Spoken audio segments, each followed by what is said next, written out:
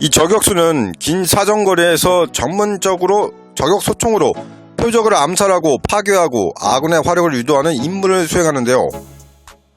이 군 저격수의 경우에는 두 가지 케이스가 있는데 일반 야전 보병부대 저격수와 특수전부대 소속으로 나뉜다고 합니다.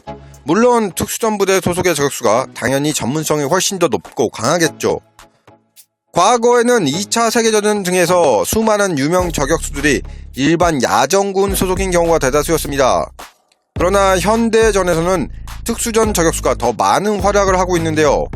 그래서 과거 야전에서 활약한 저격수에 대해서는 지금도 많이 알려져 있지만 특수전부대 소속 저격수들은 지금은 잘 알려져 있지 못하고 있죠. 왜냐하면 거의 극비니까요. 대한민국 저격수에 대한 내용이 한번 미디어에 공개된 적이 있는데 한 미디어 매체에서 등장한 특전사 707 특임대 소속 저격수들이었습니다. 그런데 이 707 특임대 대원들의 신상 정보는 무려 2급 기밀로 지정되어 있기 때문에 신원 문제로 복면을 쓰고 이름도 공개하지 않았죠. 저격수는 정말 중요한 존재니까요. 아무튼 이번에는 야전에서 활약을 했던 세계 최고 저격수들에 대해 한번 알아봤습니다. 백색 죽음 시모 헤이웨. 백색 죽음이라는 별명을 갖고 있는 시모 헤이웨는 1939년에 소련 핀란드 전쟁, 겨울 전쟁에서 스탈린군과 맞서서 엄청난 활약을 했는데요. 평범한 농민이자 사냥꾼이었던 그는 겨울 전쟁 3개월간에 라이플총으로만 542명을 저격했습니다.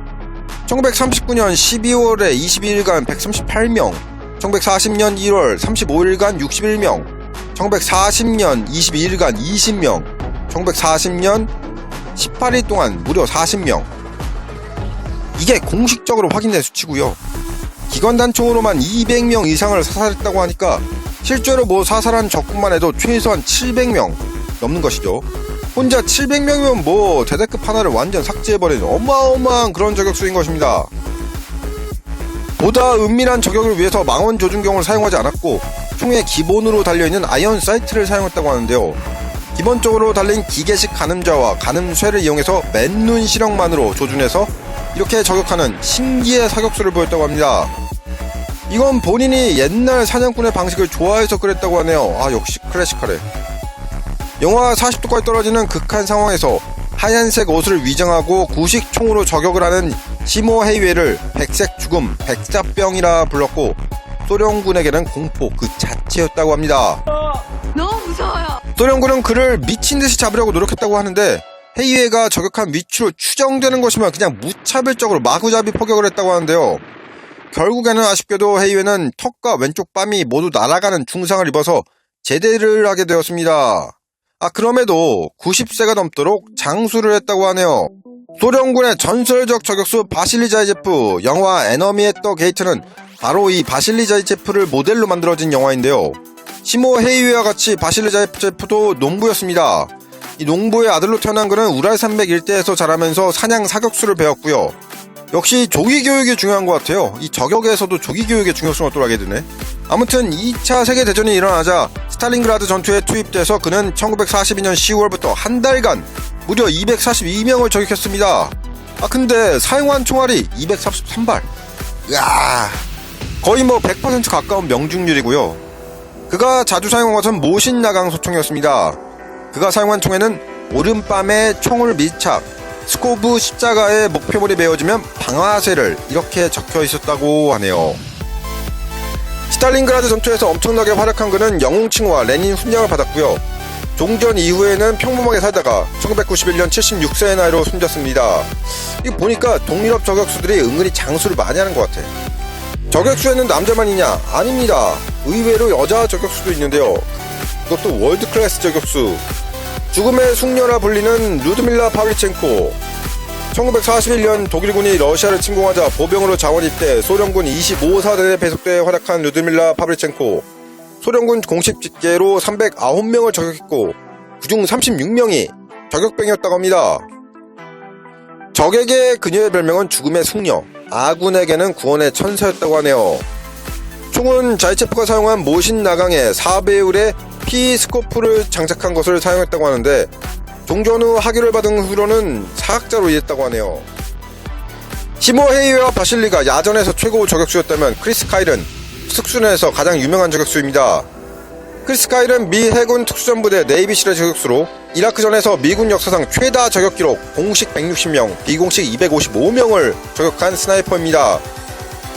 이라크 전쟁에서 어마어마한 저격 실력을 뽐냈는데요. 1.9km 거리 밖에서 저격을 성공한 적이 있습니다. 워낙 저격 능력이 탁월하다 보니까 이라크 반군들이 그에게 악마라는 뜻의 알샤이탄이라는 별명을 붙였다고 하네요. 저격수들은 별명이 무시무시한 것 같아요. 백색 악마, 악마.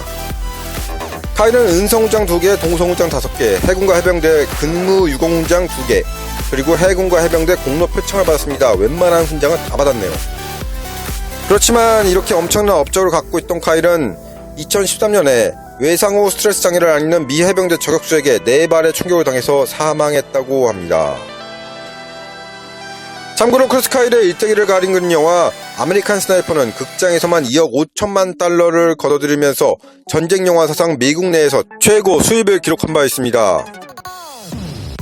그럼 우리나라는 과연 저격수가 많을까요? 과거에는 저격수 양성에 그리 적극적이지 않았다고 합니다. 그런데 제2연평해전에서 해군 고속정 인원들이 북한군 저격수에게 피해를 많이 받았다고 하는데 북한군은 분대마다 저격수가 있어서 상당히 위협적이죠. 그리고 2011년 대구 세계 육상 선수권 대회에 대통령이 방문할 수 있다는 소식이 들리면서 육군 법영사단과 대구국제국공항을 관리하는 공군에서 이 스나이퍼를 찾았는데 찾기가 쉽지 않았습니다.